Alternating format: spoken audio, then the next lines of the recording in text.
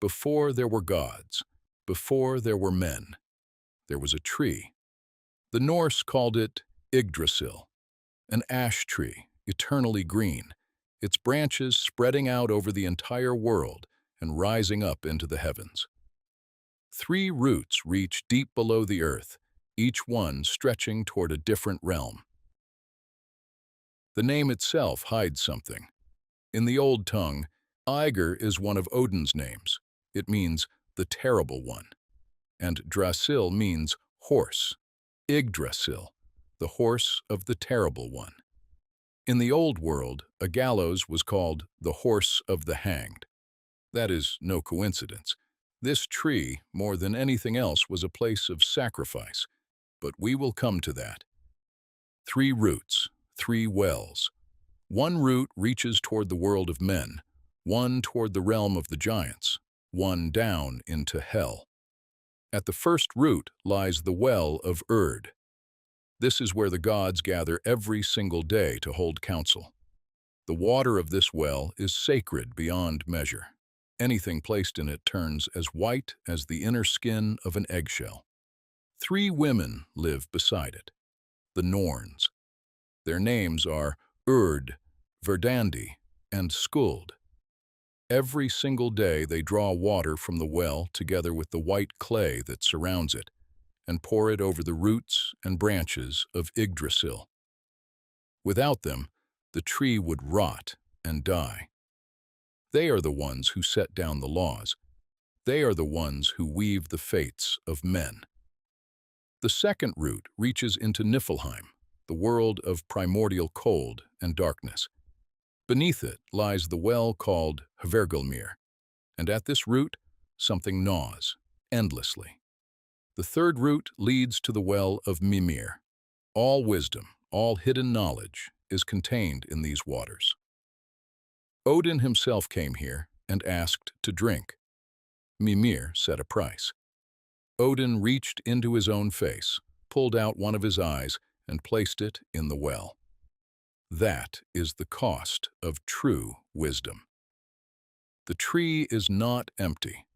At its very top sits an eagle, ancient, watchful, with knowledge of many things. Between the eagle's eyes perches a hawk named Vedfolnir, and between the eagle above and the darkness below, a squirrel runs. His name is Ratatoskr.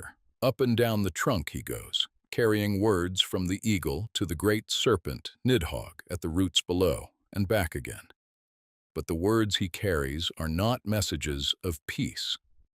Ratatoskr deals in slander and malice, stoking the hatred between the 2 creatures at opposite ends of the world. In the branches, 4 stags graze. Their names are Dane, Dvalin, Dunair, and Durathror. They feed on the leaves of Yggdrasil without ceasing, and at the roots, Nidhogg bites. He has been biting since before memory. The serpents that surround him bite with him. The 4 stags eat the tree from above. The trunk itself is described as rotting. Yggdrasil suffers more than any creature understands, and yet the Norns pour their water over it every single day. The tree does not fall. Now we return to the sacrifice. Odin hung from Yggdrasil for 9 days and 9 nights. He pierced himself with his own spear. He took no food. He drank no water. He simply hung there, looking down into the darkness beneath the roots. These are his own words, preserved in the ancient poem called Havamal.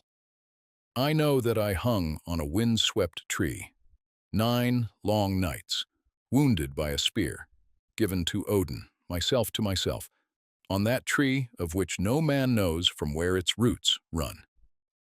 On the 9th night, the runes came to him. He reached down, seized them, and fell. The runes, the deepest magic in existence, carved into the fabric of reality itself. Odin paid for them with 9 nights of pain and the edge of death. That is what this tree is.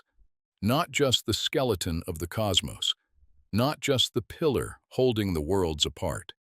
It is the place where the highest god bled for knowledge. At the end of all things, Yggdrasil will tremble. The ancient seeress describes it in the poem Voluspa. When Ragnarok comes, the ash shudders. Nothing in heaven or earth will be without fear.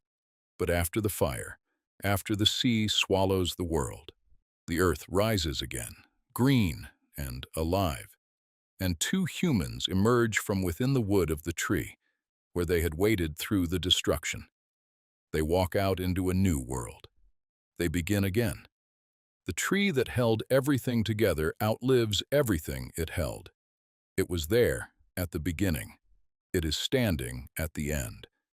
And in the silence between one world and the next, it is still there, eternally green.